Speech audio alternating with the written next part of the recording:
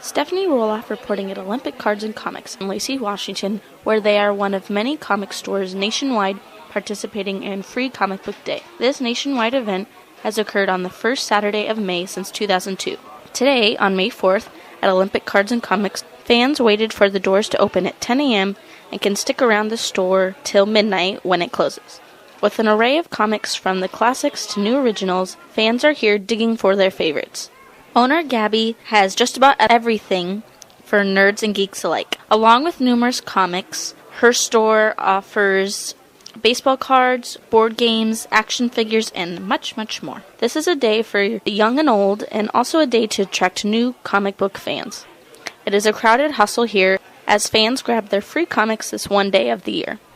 It started as a promotional opportunity for the Spider-Man movie series coming out at that time, but now stands as a celebration of the comic book industry and its devoted fans.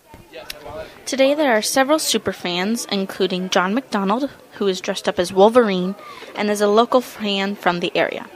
There's also Eli Ramos, dressed up as Batman, and he is a firefighter from New Jersey and is here visiting friends. He has been a long-time Batman fan. We also have Cindy Tanguleg, who is dressed up as TARDIS, which is a Doctor Who character. She is a South Puget Sound Community College graduate, and she shops here often and just thought it'd be fun to dress up today. We also have Brian Burnley, who is dressed up as Bane from the Batman series. He is here with his girlfriend, who is also dressed up, and she is the character Raven from Teen Titans. Burnley has been a comic book fan for the last 20 years. Readers are drawn here today to read stories of fighting justice and defying the odds.